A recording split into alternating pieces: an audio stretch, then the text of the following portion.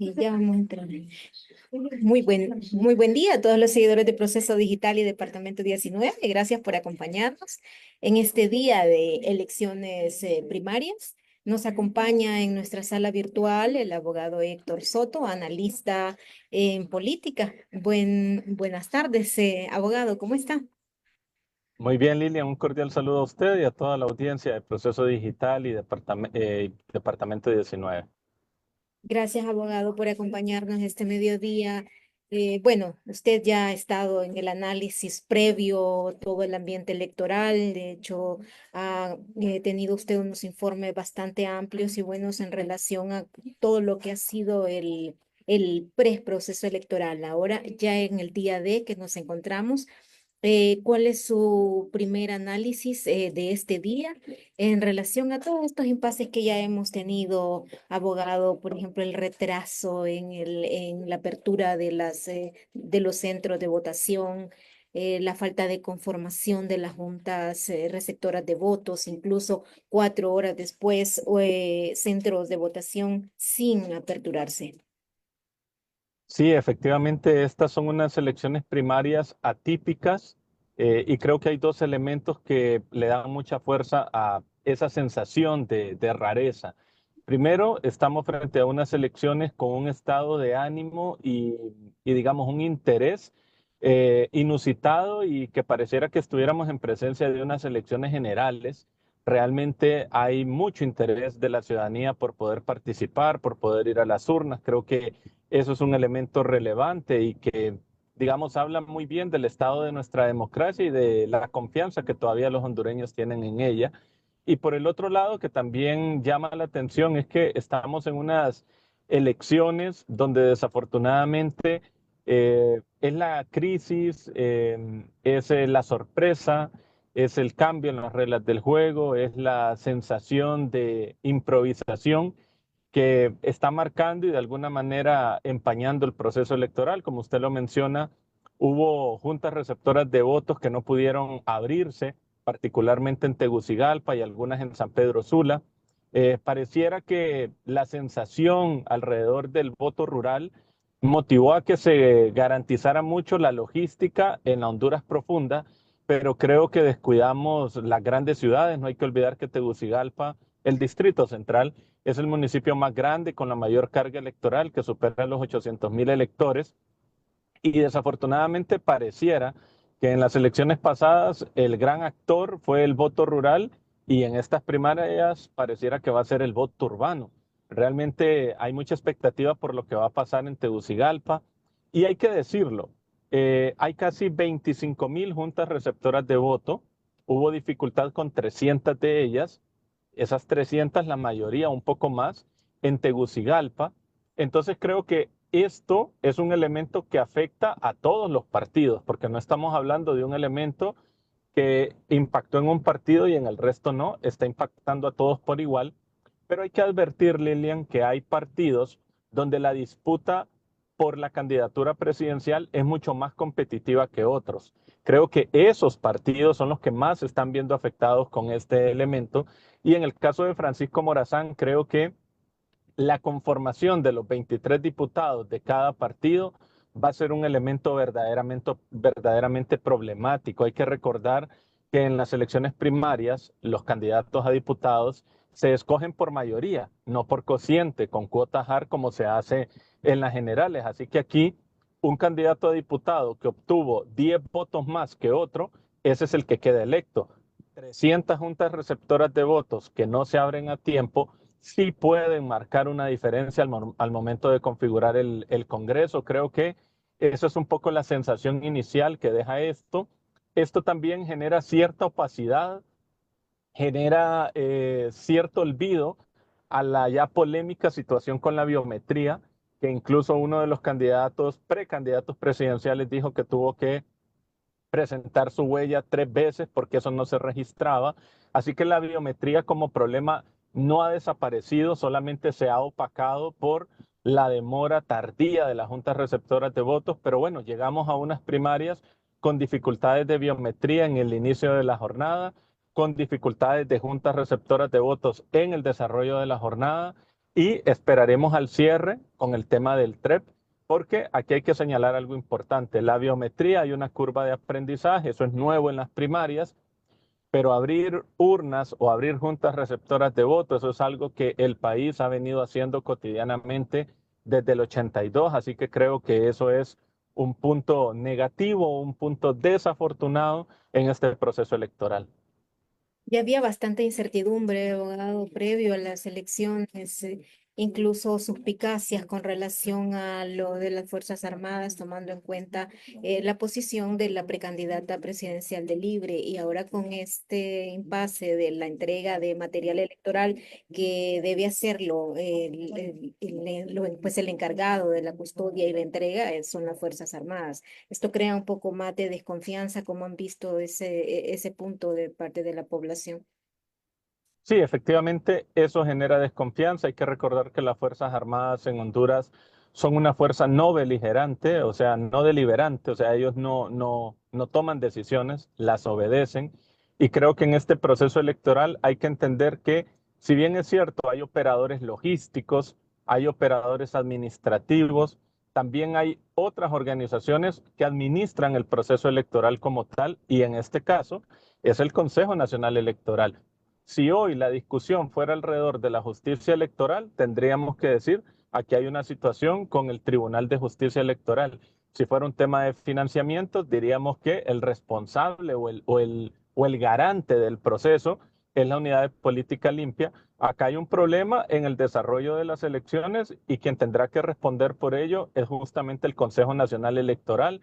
Sabemos que las relaciones están tensas entre los consejeros, que empezó desde el tema de la biometría. Recordemos que ahorita en la mañana hubo una cadena nacional donde estuvo los tres consejeros, pudimos percibir esas sensaciones de tensión entre ellos. De hecho, la presidenta habló, fue la única, cerró de manera muy contundente la cadena, se puso de pie, lo que nos advierte de que entre ellos hay una tensión porque pues también está en juego el que administra este proceso y quien lo está liderando también. Entonces, creo que acá esperaremos a ver qué pasó. Creo que también nos hemos encontrado entre una fiscalía o ministerio público que ha decidido tomar decisiones por oficio, como fue el caso de la biometría. Esperemos a ver qué decisiones va a tomar sobre esto y que efectivamente alguien tuvo que equivocarse o ser responsable de esto. Creo que especular en este día, pues es algo que puede complicar el desarrollo de las elecciones. Yo considero que aquí lo importante es que la fiscalía tome cartas en el asunto, que se sepa y se diga la verdad, porque es una verdad que afecta a los tres partidos y queda la lección aprendida para que esto no se repita para las generales. Hoy, medianamente llevadero y eso que está impactando y va a impactar en ciertos resultados electorales como es el caso de las diputaciones de Francisco Morazán. Creo que eso es evidente el impacto, pero en unas generales esto no puede volver a pasar. Es obvio que un error de este tipo daría un golpazo muy duro a la confianza en un proceso electoral general. Sí, Héctor, entonces, bueno, dos cosas, en cuanto al horario, vemos que hubo demasiado retraso. eh, Estamos hablando de retraso de centros de votación de 4 horas y posiblemente más. Y la extensión se habla que es solo de 1 hora, no hay ninguna compensación ahí, no hay posibilidad, de acuerdo a la ley, de que la ampliación sea por un poco más de tiempo. Podrían argumentarse excepcionalidades para ampliar esto, porque claramente lo que está pasando con estos centros de votación está impactando tanto a electores como a candidatos. Es muy sabido que en nuestra cultura política el voto duro del adulto mayor, el voto nostálgico, como técnicamente uno lo llama, es un voto madrugador, es un voto que por lo general se da a las primeras horas de la mañana, así que la no apertura de las urnas o la apertura tardía afectó al votante de edad más avanzada, que es un votante de voto nostálgico, que incluso uno de los tres partidos, algunos de sus candidatos lo perfilaron como elemento clave para captar votos. Eso, sin lugar a dudas, quedó afectado. El otro elemento también son los jóvenes. Acordémonos que los jóvenes, por el contrario, votan hacia el final del día, pero entonces al tener una jornada tan corta, en las próximas horas lo que vamos a ver es cierto represamiento de personas queriendo votar. Así que las personas más militantes se van a mantener en las filas, pero esos votos jóvenes que van por primera vez o que no sienten tanta obligación por esperar su turno, se pueden retirar y eso puede generar un desestímulo en los electores que, en caso de los partidos donde la disputa es reñida, esto puede impactar. Y por el otro lado, en el tema de los candidatos, claramente esto va a impactar en algunos partidos donde la disputa presidencial es muy apretada y también en la conformación de las diputaciones. Así que finalmente en elecciones pasadas el voto rural se proyectó como el gran decisor. Hoy, desafortunadamente, por lo que está pasando, pareciera que eso va a ser reemplazado por la polémica muy segura que va a desatar el voto urbano y su apertura tardía acá en Tegucigalpa. Es decir, que este retraso y estos impases perjudicarían más la base de las elecciones legislativas. ¿Serían los precandidatos a diputados los más perjudicados con todo este retraso? Sí, inicialmente ellos serían los más afectados porque en Tegucigalpa cada partido con sus respectivas corrientes, y en Francisco Morazán fue así, presentaron 23 candidatos en cada corriente. Los 23 más votados de todo el partido son los que van a quedar en Francisco Morazán y lo otro, y esto es importante señalarlo, un candidato cuando busca segmentar su electorado no lo irradia en todo el departamento, sino que muchas veces hay candidatos a diputados que se concentran, por ejemplo, en Los Pinos, Villanueva, El Hato, la Kennedy, la Miraflores, por decirlo así, la zona oriental de la ciudad. Hay otros diputados o candidatos que dicen mi bastión es la zona sur de la ciudad. Entonces, obviamente, 300, un poco más de 300 juntas receptoras de votos que no abren, golpean mucho a esos candidatos que ya tenían segmentados sus votos ahí en esos lugares donde no se abren. Así que lo importante ahorita, de aquí hasta que cerremos, es la disputa comunicacional que se va a dar entre los candidatos presidenciales. El punto es frente a un electorado estimulado o en algunos casos desestimulado a querer ir a las urnas, lo que va a marcar la diferencia es la capacidad de los líderes de llevar a sus personas a las mesas de votación. Y aquí hay estados de ánimos claros. Vimos ciertas entrevistas en lo corrido del día de candidatos del Partido Nacional llamando a la calma, a votar. Lo mismo hemos visto en Libre, no así en el Partido Liberal, donde se percibe eh, cierta ansiedad, cierta tensión que nos hace presumir que en todo caso, en el nivel presidencial, el más afectado con lo que ha pasado hoy se percibe que ha sido el Partido Liberal. Sí. Y bueno, pasando ya a los datos que podemos esperar a final de ya del día de estas elecciones, de todos los resultados, abogado, partiendo de también las estadísticas que ya se tienen de las elecciones anteriores, ¿qué variación podríamos ya esperar en cuanto a los votos por partido? Por ejemplo, se dice que el Libre no podría sacar más de los 400, 500 mil votos porque fue don Salvador Narrala que les aportó esa cantidad de votos para el GANE. Podríamos ver mayor cantidad de votos en Libre, por ejemplo, o en el Partido Liberal. ¿Qué podríamos esperar que suba su base de votantes con la incorporación de Salvador Nasralla y Jorge Cálix? Sí, aquí hay varios elementos interesantes, Lilian, y su pregunta es verdaderamente contundente en ese sentido, porque las elecciones se ganan con votos y los tres partidos comparten un objetivo común, sacar más votos que en las elecciones primarias anteriores. En el caso del Partido Nacional, sabemos que es un partido muy disciplinado, con un voto duro bastante amplio. En las primarias del 2017 superó el millón de votos, en las primarias del 2021 cayó. Así que el Partido Nacional va a estas primarias siendo oposición y con la tarea de revertir una tendencia en caída que sería para ellos preocupante, que en estas primarias saquen menos votos que el 21 y menos votos que el 17 porque los colocaría en una posición incómoda, desafortunada y debilitada de cara a las generales. Así que veremos si el Partido Nacional rompe esa tendencia y supera el millón de votos. Por otro lado, en el caso de Libre, hay que recordar que de los tres partidos es el que históricamente siempre saca menos voto duro, así que no nos debe sorprender que en estas elecciones Libre sea la tercera fuerza. Eso no implica que está en crisis porque siempre ha sido un partido que no tiene mucho voto duro en primarias. Y ahí es donde hay que relativizar el elemento de Salvador Narrala. ¿Por qué? Porque Salvador Narrala le aportó votos a Libre para las generales, no para las internas. Así que en teoría, los votos de Narrala se van a hacer sentir en noviembre, no ahorita en marzo. Más bien, en Libre, el gran desafío que hay es que por primera vez en unas primarias, la candidata hegemónica no es Xiomara Castro como lo había sido en las últimas tres primarias. Así que veremos cuál es el potencial de la nueva candidata, Rixi Moncada, y si logra romper el techo en el que se había estado moviendo las candidaturas hegemónicas de Libre, que giran alrededor de los 400,000 votos, también señalando algo, y es que en las últimas elecciones, Libre fue uno de los partidos que más creció en internas, con un crecimiento de más del 15%, así que veremos qué tanto crece Libre, pero no nos debe sorprender si queda en un tercer lugar. Y aquí la gran expectativa, sin lugar a dudas, está fijada en el Partido Liberal. Recordemos que el Partido Liberal llegó casi a los 700,000 votos en las elecciones primarias anteriores. Hoy llega la candidatura de Cálix y de Salvador Narrala a alimentarlos. Así que veremos cuántos votos pueden aportar ellos dos al Partido Liberal.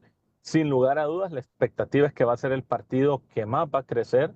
Y a mí en lo personal no me extrañaría que el Partido Liberal rompa la frontera del millón de votos en estas primarias.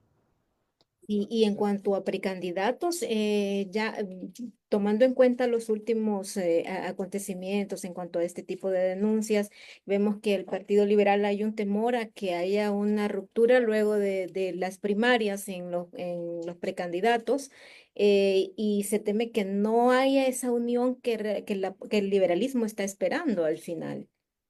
Sí, y ese es un gran desafío y de hecho ahí hay un patrón que el Partido Liberal tiene que romper también y es que en las dos últimas elecciones primarias el Partido Liberal ha sacado más votos en primarias que en generales. O sea, en otras palabras, el Partido Liberal tiende a desinflarse cuando va para las generales y esta crisis que está viviendo ahorita, que es una crisis larga, primero por el tema de la biometría, ahora por el tema de la apertura de actas, pues va a poner un gran desafío para la clase política liberal de mantener una unidad en una situación en la que vemos a dos candidatos realmente tensados e incluso una tensión y una crisis que ha invisibilizado a los otros dos candidatos, porque no hay que olvidar que en el Partido Liberal son cuatro, no dos los que están compitiendo, pero esto se está tensando alrededor de estas dos fuerzas y son fuerzas que se necesitan de cara a las generales, así que veremos qué capacidad de unidad pueden tener. Sin lugar a dudas,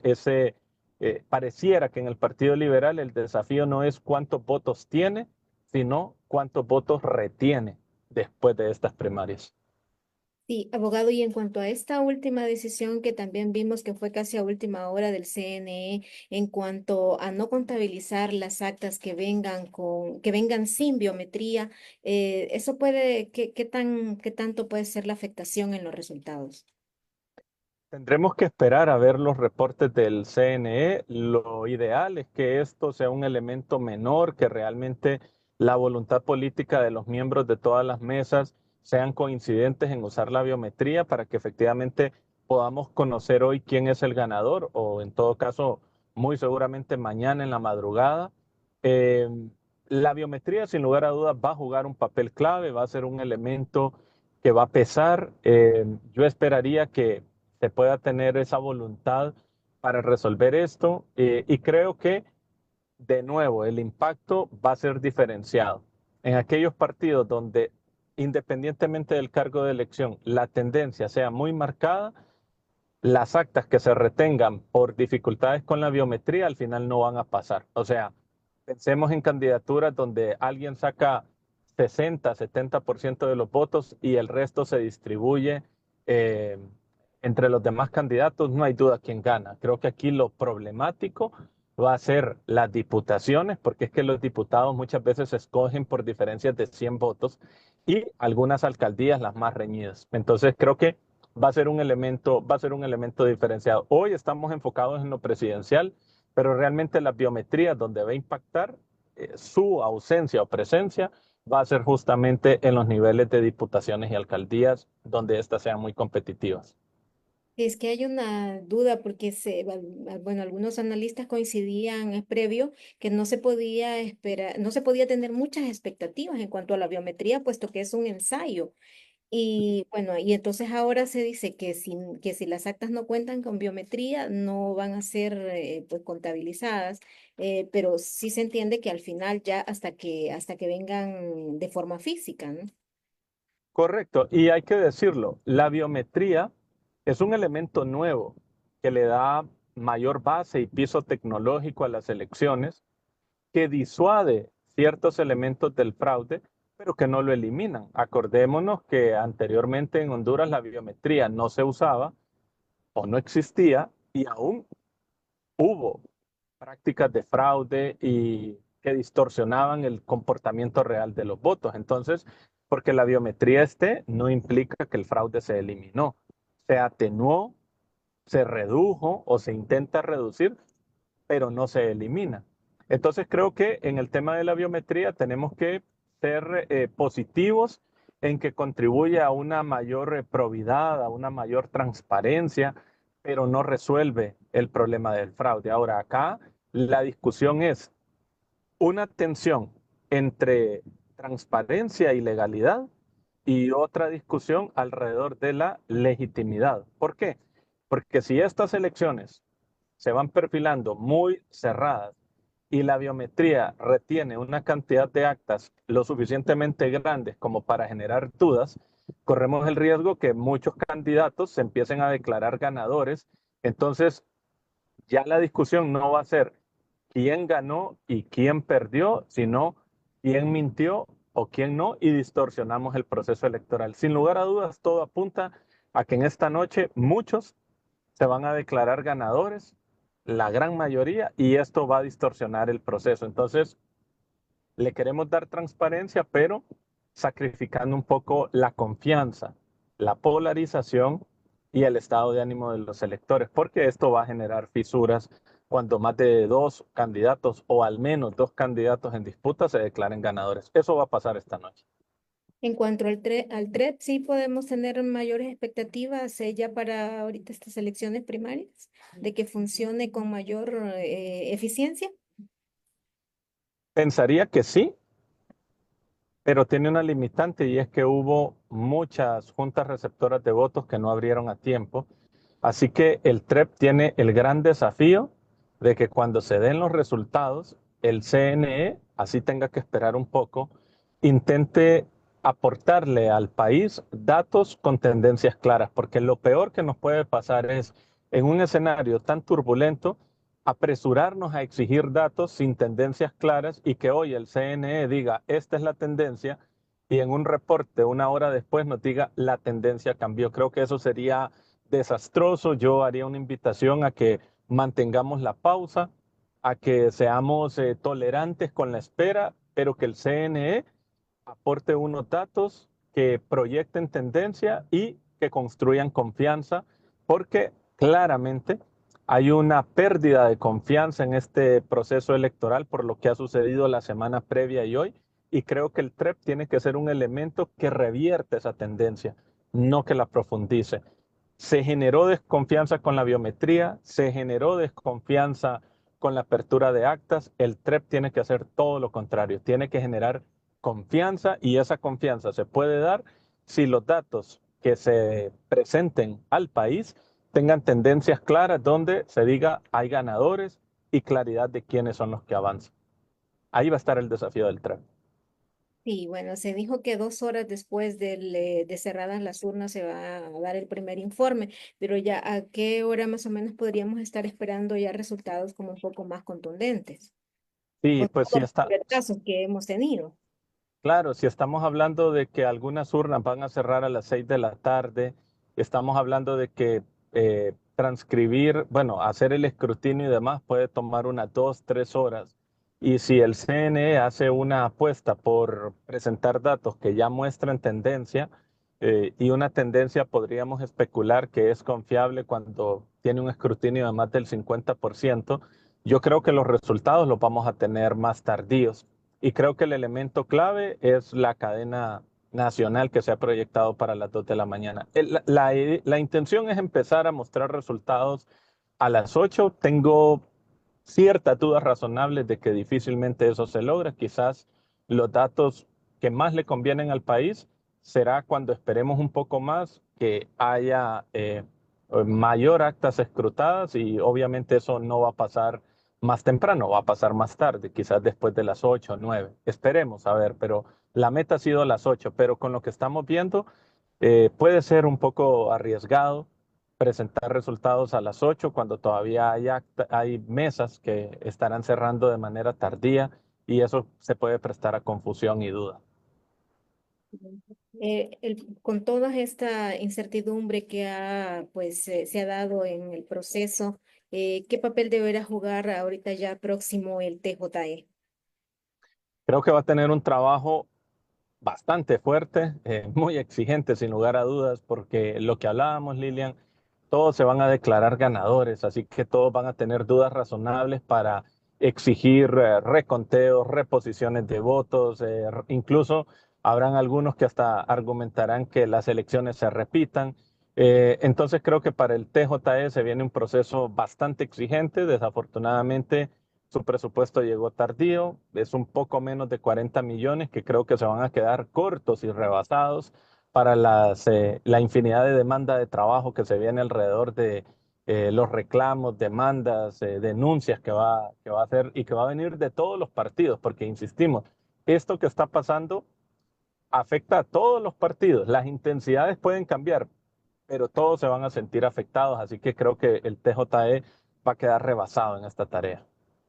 Sí. Y un punto importante, Lilian, y cierro con esto, es que esto tampoco se puede demorar mucho, porque es que los partidos necesitan tener ya sus candidatos porque siguen las generales. Entonces, también otra variable que juega en contra acá es el tiempo.